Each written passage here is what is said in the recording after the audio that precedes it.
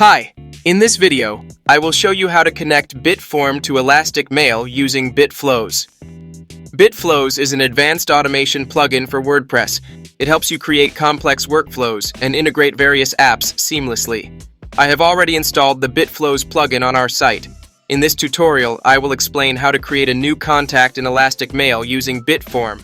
I will use Bitform as a trigger node to send a message to create a contact in Elastic Mail. Step 1.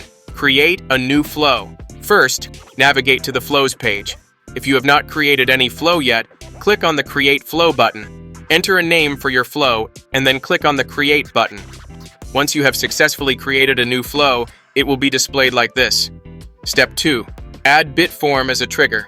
Next, let's add Bitform as a trigger in our workflow. To do this, click on the plus icon. A pop-up will appear. From there, search and select Bitform. Submit success as the trigger. Now choose the form you'd like to use from the drop-down menu. After that, click the Listen Response button. Now I will submit a test response from Bitform. Once the form submission is completed, the response will appear like this. The data will now be available in the next flow step as a variable to map. Finally, close the Trigger tab. We have successfully added a Bitform trigger to our flow. Step 3. Add an action. Now, I will add Elastic Mail as an action in the workflow.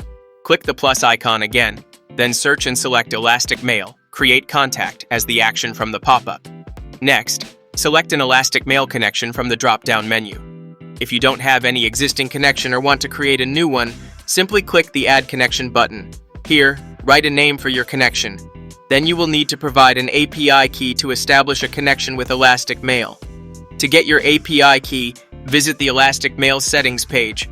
Now click on the Create Additional API Key option and complete the API key creation process. Once your API key is successfully generated, then copy it. Now, return to the Bitflows builder and paste the API key into the value field. Then click the Connect button. Your Elastic Mail node is now successfully connected to Bitflows. Next, select a contact list from the drop-down menu that you have already created in your Elastic Mail account. You can also specify the contact status type from the drop-down options.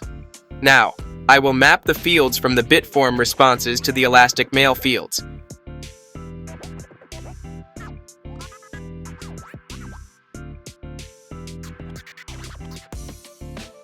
You can also map custom fields if needed. After completing all the setup steps, close the Action tab. Step 4. Run a final test. Now click on the Test Flow Once button to run a test. Then submit a form to trigger a response from Bitform. Once your form is successfully submitted, return to the Bitflows builder and click on the Logs button to view the details. In the Logs section, you can verify that your form submission response has been successfully captured and recorded in Elastic Mail. Step 5.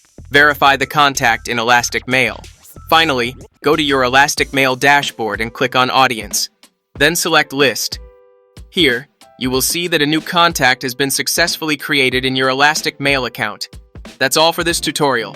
Thank you for watching, and I will see you in the next video.